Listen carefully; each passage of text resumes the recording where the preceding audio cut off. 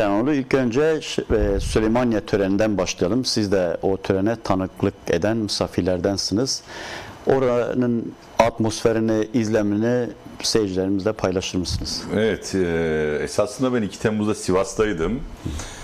2 Temmuz'da Sivas'tan sonra biz her yıl klasik olarak kendi memleketimize, köyümüze gidiyoruz. Biraz hem oranın ortamını değerlendiriyoruz hem de dinleniyoruz memleketimizde. Diğer sözcümüz Meral Danış Beştaş beni aradığında çok açık konuşamayacağım ama dedi önemli bir durum var. Tarihe tanıklık edeceğiz. Kısaca bunu söyleyeyim dedi. Ben hemen anladım tabii. Dedim hemen geliyorum. Son derece mutlu olmuştum. Çünkü böyle bir süreçte, böyle bir olayın tanığı olabilmek herkesin aslında istediği bir şeydi ama herkes orada olamıyordu. O insanlardan birisi olabilmek, yani orada bulunanlardan birisi olmak benim açımdan son derece önemliydi. Hatta şimdi benim köyüm Tokat'ta bir Türkmen Alevi köyü. Söyledim de onlara, bakın dedim ben çok önemli bir yere gidiyorum, haberiniz olsun. Etkilendiler onlar da esasında. Hani böyle Tokat'ın bir köyünden birisi Süleymaniye'de PKK'nin silah bırakma törenine gidecek. Yani bizim köylerimiz açısından da oldukça önemliydi orada. Onların o duygularını da hissettim böyle. Ona tanıklık etmek, tarihin önemli bir dönüm noktasına tanıklık etmek önemliydi. O yüzden işte hemen kalktık gittik yani ilgili tarih gelince. Orada bulunmak, oranın atmosferi gerçekten etkileyiciydi. Yani herkesin, hatta şunu söyleyeyim, yani bizim açımızdan zaten hani bir anlamı vardı. Yürüttüğümüz siyaset, yıllardır vermiş olduğumuz mücadelenin etkisiyle zaten bir atmosfer içindeydik biz. Fakat bizim dışımızda oraya gelen ve yıllarca bize hakaret eden, bize küfreden siyasetçilerin, gazetecilerin, ki bizim araçta Vatan Partililer vardı. Yani benim bindiğim otobüste, gittiğim otobüste Vatan Partililer vardı. Bu insanların o törene giderken ki duygularıyla töreni izledikten sonraki duygular arasında çok ciddi değişiklikler vardı. Yıllarca bize hakaret etmiş, küfür etmiş. Hani PKK'yi yani ismini duyduğu zaman tüyleri diken diken olan, ürperen, böyle hani böyle ona karşı böyle nefret, her türlü kini ve öfkeyi kusan insanların, Yeni Şafak yazarının, işte A Haber genel yayın yönetmeninin, bilmem ne, bir sürü isim vardı böyle. Bunların orada çok etkilendiklerini durumdan çok net gördük. Yani bizim etkilememiz gayet doğaldı. Hani ben bir taraftan anlıyorum neden etkilendiğimizi ama onların etkilendiğini de orada çok gördük. Yani çok net şahitlik ettik. Tabii şöyle bir şey oldu. Gelişleri önemliydi gerillaların. Bizim üzerimizde böyle bir gölgelik vardı. Yani çok ayrıntılara kadar düşünülmüştü çünkü havalandırma şeyleri getirilmişti. Pervaneleri falan getirilmişti. Alan sıcak zaten. Soğutmak için alanı. Onlara kadar düşünülmüş. Çok üzerinde çalışılmış bir törendi. O tenteden çok şey gözükmüyordu, böyle tam karşı cephe gözükmüyordu ama ayaklarını görebiliyorduk. Biz ayaklarını gördüğümüz zaman işte geliyorlar dediğimiz anda ortalık bir anda böyle bir alkış koptu. Şeyi göstermiyor bu törenin seyirciler kısmı, Evet, o kısım görünmüyor ama bizim oturduğumuz alanda 500 kişi vardı. Yani benim gözlemim oydu. Zaten o yan tarafımızda da Kürdistan Bölgesel Yönetimi'nin milletvekilleri ve bölge valileri vardı, gazeteciler vardı. Şeye geçildi tabii, bildiri okundu. Bese Uzat sözlerini söyledi. Arkasından silahların oraya bırakılması şeyine geçilince herkes tabii ayakta orayı izlemek istiyordu. Biz biraz fırsatı değerlendirdik ve hemen onların yakına doğru geçtim ve ayakta izleyip çok yakınından izleme şansım oldu o anlamıyla. Çok yakından o töreni izlemiş olmanın etkisi çok büyüktü. Çünkü atmosfer çok farklıydı. Çok ciddi duygusal ortam vardı. O anlamıyla hani bir tarihe tanıklık etmiş olmak, o atmosferi yaşamak, orada bulunmak benim açımdan son derece önemliydi. Yani önce onu söyleyeyim. Tabii bununla beraber bir defa kendilerinin yani gerillaların kendisinin bizzat ateşi yakması, Bese Ozat'ın işte yoldaşıyla birlikte o ateşi orada yakması çok farklı değerlendirmelere yol açtı tabii. Yani önem atfedildi. Yeniden diriliş olarak değerlendirildi. Diğer taraftan esasında biz bu silahları çok severek, isteyerek almadık elimize, yani mecburiyetten aldık ve şimdi de yakıyoruz. Orası önemliydi. Diğer taraftan o ateşin değerli Kenan, yani hem Kürtlerde özellikle Zerdüştlük'te bir kutsallığı var, Alevilerde de özellikle. Alevilerde de tabii kutsal var ya. Ya şöyle, ben tabii şimdi oraya da geliriz. Alevilere ben töreni anlatıyorum. Gittiğim her yerde de anlatıyorum. Oraya belki geliriz ama törenin özellikle genel Türkiye halkları açısından, bu süreç açısından anlam ve önemi, bu tarihsel boyutuyla. Yani şu açıdan önemliydi. Yani Alevi toplum açısından konuştuk biz. Yani Bese Ozat'ın kimliği biliniyor zaten. Hatta Bese Ozat Alevi kimliğinden kaynaklı olarak PKK içerisinde işte bunlar barışı istemiyorlar diye suçlananlardan birisidir. Yani kimi yani bu bizim yurtsever Kürt kesim dışındaki Kürtler, yani o konuda yazan, çizen, konuşan, geçmişte bizde siyaset yapanlar bile bu konuda. Şimdi başka partilerde, başka yerlerde olanlar bile şunu söylediler yani. Dediler ki PKK içerisindeki Aleviler ve DEM Parti içerisindeki Aleviler bu sürecin barışa evrilmesini istemiyorlar diye. Çok hedefe koydular. Çok suçladılar. O anlamıyla Bese Ozat'ın ateşi yakan ve grubun öncüsü olması çok anlamlıydı. Alevi toplumunda çok karşılık bulduğunu ifade edeyim bunun olarak, duygusal olarak. Onu çok net yaşadık yani, bu gezilerimizde de gördük. O anlamıyla tabii halklar açısından da şöyle bir şey var. Yani bu sürecin yani herkes mağdur oldu. Her cephede mağdur oldu. Her toplumun evlatları her iki taraf açısından da toprağa düştü. Her iki tarafta da toprağa düştü. Bütün bu anlamıyla bu silahların hani bu şekliyle bırakılması anlamlı bir şekilde karşılandı. Benim orada gördüğüm bir taraftan da şu vardı.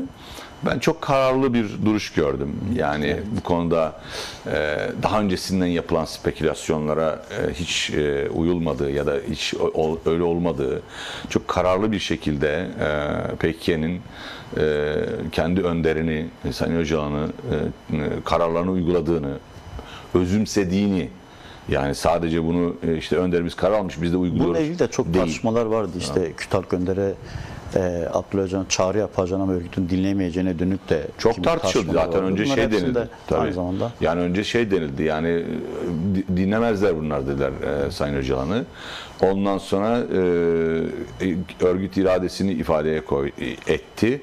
Dediler ki bunlar kendini feshetmez. İşte bu ne olmaz dediler. Hep sırayla oluyor aslında. Evet. Çünkü bir kararlılık var. Benim orada yani Bese Ozat'tan ve diğer gerilla grubundan gördüğüm şuydu. Yani bunu böyle bir talimat üzerine yapıyor olmaktan öte esasında o kararı özümseyerek, inanarak, o kararın gerekliliğine inanarak bunu yaptıklarını gördüm ben. Hani onu hissettim ben. Hani sadece bizim önderimiz istedi, biz de onu yerine getiriyoruz değil. Evet, bu böyle olmalıydı. Bu böyledir, doğrudur. Karar tartışılmış, konuşulmuş, müzakere edilmiş ve ikna olunmuş, hani bu konuda bir netleşme sağlanmış.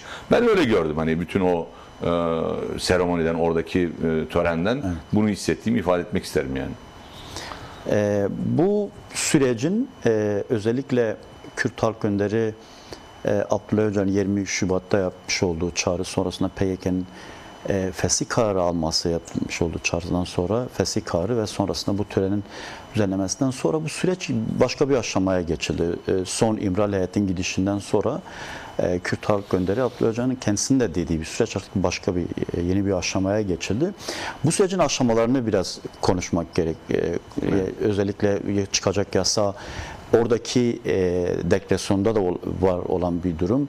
Özgürlük ve demokratik entegrasyon yasalarının çıkarılması, devletin atması gereken adımlar. Çünkü genelde kanunda şu durum geliş, az önce sizin de bahsettiğiniz durumla ilgili Kürt Halk Önder'in yapmış olduğu çağrıdan sonra PKK'nin buna uydu ve Kürt hareketinin genel anlamda üzerine düşeni yaptığı üzerine ve bundan sonra devletin ne yapacağına dönük toplumda ciddi beklenti var. Özellikle devletin atması gereken adımları, bu töreni de siz birebir tanıklık ettikten sonra hangi adımlar atması gerekiyor değerli Kenan Hanım? Yani şunu ifade edeyim, orada B.S. Ozat konuşmasında sizin şahitliğiniz ve tanıklığınızla biz bu silahları yakıyoruz derken esasında sürecin devamının sorumluluğunu da bizim sırtımıza yüklemiş oldu yani bu anlamıyla. Bunun da farkındayız. Bunu bir demeçinize daha söylemiştiniz. Evet, bunu bir kez daha ifade etmiştim. Burada da söyleyeyim. Yani bu işin sorumluluğu bizim üzerimizde. Bizden kastı nedir? Türkiye demokrasi güçleri. Evet. Bütün orada olan olmayan. Tümüyle, çünkü sadece biz orada tanıklık etmekte kalmadık. Bütün Türkiye toplumu, bütün dünya tanıklık etmiş oldu bu olaya. Biz fiziken oradaydık sadece. Evet. Farkımız oydu. Şimdi dolayısıyla bu bizim üzerimize bir sorumluluk yükledi. Bu sorumluluk şu anda devletin atması gereken, bu sürecin aşamalarının tamamlanabilmesi için bir aşamadan öbür aşamaya geçebilmesi açısından devletin atması gereken adımların takipçisi olmak, bu kararların ve kanunların çıkması konusunda bir demokratik baskı unsuru oluşturmak ve bu insanların oradaki silah bırakmalarının gereğinin yerine getirilmesini sağlamış olmak gerekiyor. Çünkü şöyle bir şeydi, bunu başka gazeteci arkadaşlar da ifade ettiler. Orada insanlar hani analar şunu söylediler, kimi insanlar da şunu söyledi. Hani bunlar silahlarını bıraktılar, çıplak gittiler. Hani savunmasız, ne bileyim işte hani elbise şeydir, rüzgara, soğuğa işte karşı insanı korur. Silah da o anlamıyla bir giysidir, bir elbisedir, bir koruyup kollayan, silah kuşanmak deriz zaten. O anlamıyla hani bu insanların artık savunmasız ve çıplak olduklarına ilişkin söylemler oluştu orada.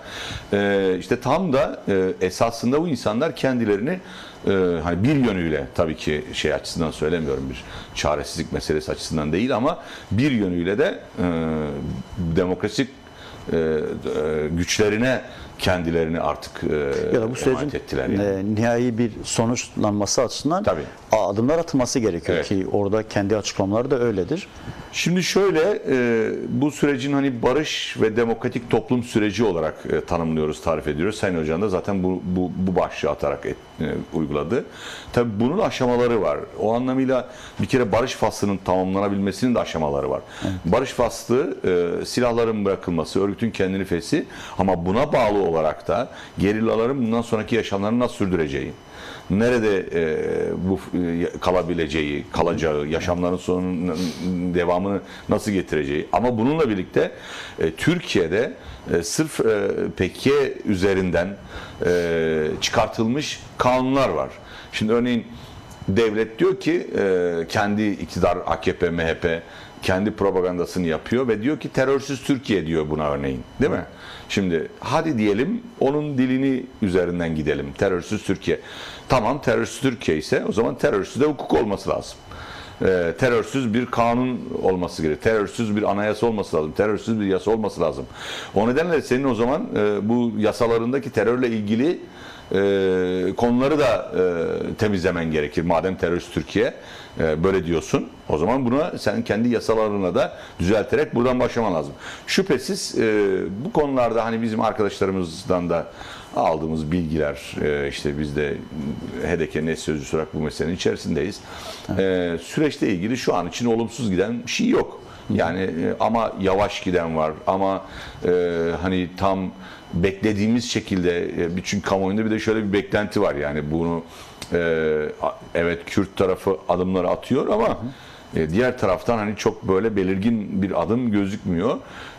Bu nedenle bir şey var, beklenti, evet. Bundan dolayı var. Biz de şunu ifade ediyoruz tabii, yani bu 100 yıllık bir meseleyi çözülüyor burada. Bu 100 yıllık meselenin çözüldüğü bir yerde, yani PKK'nin tarihi açısından alsam bile bir yarım yüzyıldan bahsediyoruz yani. Bu meselenin konuşulduğu bir yerde 3 ayın, 5 ayın, 6 ayın, 1 yılın çok böyle uzun zamanlar olmadığını bilmemiz gerekir. Evet. Ama tabii ki doğal olarak tabanda da, bizde de, insanlar, bu işi yürüten arkadaşlarda da ne bekleniyor şeyi var, kaygısı, endişesi var tabii yani.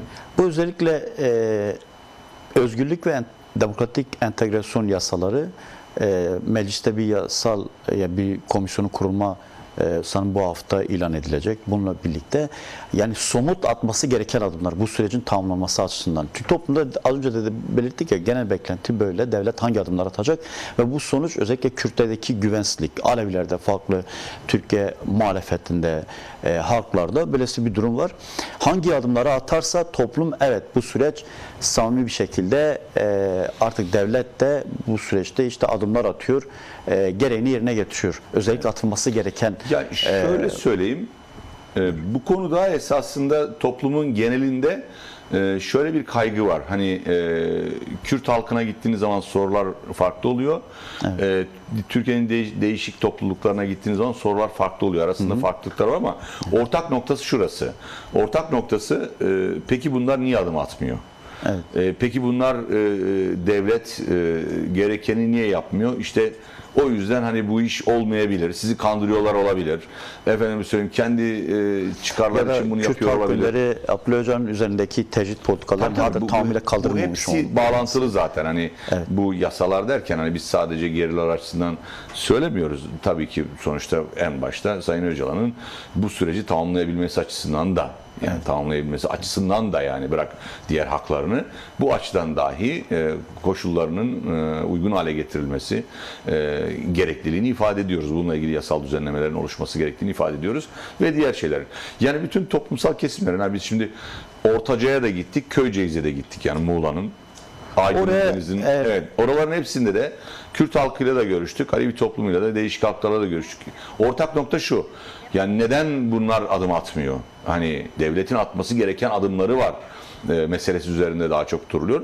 Çok doğru, yani bu adımlar atılmadığı sürece toplumdaki kaygı artıyor, sürece olan güven azalıyor ve kırılganlıklar oluşabiliyor yani. Buradan değerli Kenan, izleyiciler açısından da, bizi izleyenler açısından da önemli.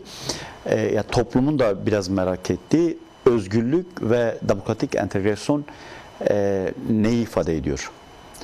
Neyi içeriyor? Hangi adımlarla bunlar tamamlanabilir? Çünkü biraz açıklamada da, törenin açıklamasında da bu vardı. Beklentisi ya da değerlendirmesinde, çağrısında da aslında bu vardı. Bunu biraz açar mısın? Şimdi bu sürecin aşamaları olduğunu ifade ediyoruz ya. Bu aşamaların birincisi zaten hani barış faslı dediğimiz kısım, tümüyle hani örgütün kendini silah bırakması, ama buna bağlı olarak bunun gereği olarak, aslında gerekliliği evet. olarak çıkartılması gereken yasalar var. En başta Sayın Öcalan'ın durumundan bahsettik. Bununla birlikte Türkiye'de terörle mücadele kanunu başta olmak üzere ceza infaz kanunundaki değişiklikler. Şimdi Türkiye'de şöyle bir şey var. Terör örgütü üyesi olmamakla birlikte diye başlıyor. Şimdi ya terör örgütü üyesi olmadığına sen kanaat getirmişsin bir yargıç olarak, hakim olarak. Diyorsun ki tamam, bu yargıladığımız kişi terör örgütü üyesi değil.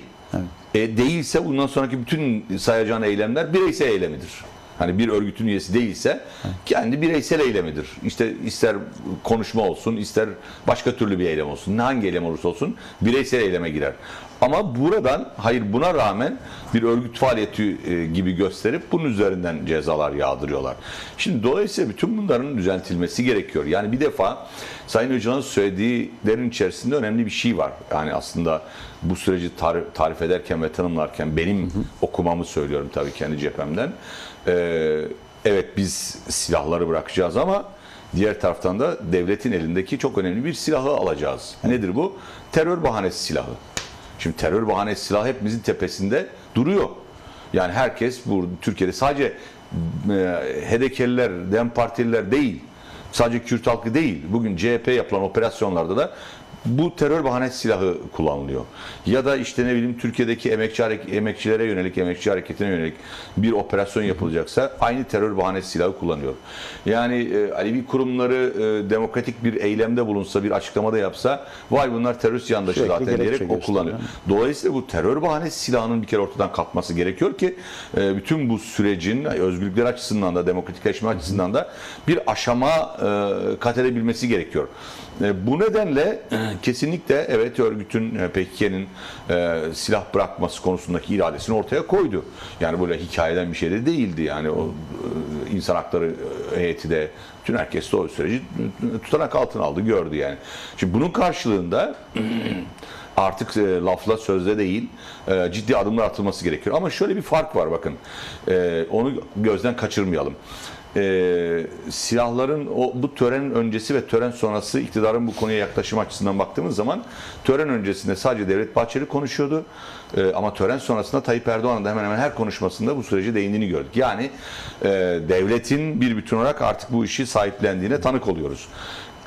Ve sıra bu işin artık pratiğine gelmiş durumda. Bugüne kadar herkeste şu kuşku vardı. Yani Tayyip Erdoğan bu işin neresinde? İşte hiç konuşmuyor. Bu süreçte hiç laf etmek istemiyor.